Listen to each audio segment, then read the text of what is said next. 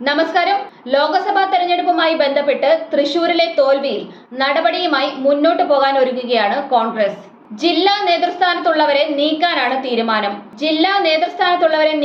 തീരുമാനം. കോൺഗ്രസ് നേതൃത്വത്തിന്റെ തീരുമാനം അങ്ങനെയാണ്.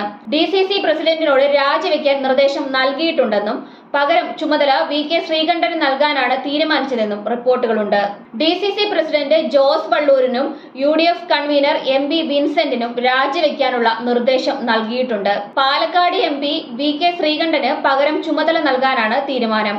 തൃശൂരിലെ സംഘടനയ്ക്കകത്ത് പ്രതിസന്ധി രൂക്ഷമായതോടെയാണ് നടപടി. തൃശൂരിലെ തോൽവിയിൽ അന്വേഷണം നടത്താൻ ഉടൻ അന്വേഷണ കമ്മീഷനെ നിയമിക്കും. അന്വേഷണ കമ്മീഷന്റെ റിപ്പോർട്ടിന്റെ അടിസ്ഥാനത്തിലായിരിക്കും തുടർ നടപടികൾ ഉണ്ടാവുക.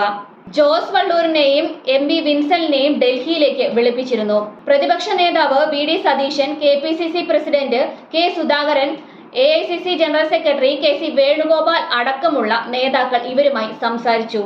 തൃശൂരിലെ പ്രചരണത്തിൽ എവിടെയെങ്കിലും വീഴ്ച സംഭവിച്ചോ എന്നായിരുന്നു നേതാക്കളോട് ആരാഞ്ഞത്. എന്നാൽ വിശദീകരണം നേതൃത്വത്തിന് തൃപ്തികരമായി തോന്നിയില്ല.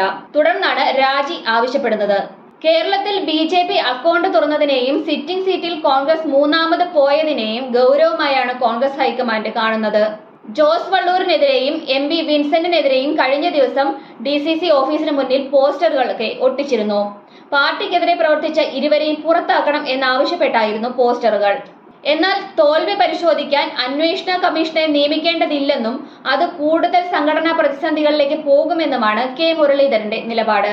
KPCC അധ്യക്ഷനാകാനോ ഉപതെരഞ്ഞെടുപ്പിൽ മത്സരിക്കാനോ ഇല്ല, മറിച്ച് തദ്ദേശ തിരഞ്ഞെടുപ്പ് ഘട്ടങ്ങളിൽ സജീവമാകുമെന്നും K മുരളീധരൻ പറഞ്ഞിരുന്നു.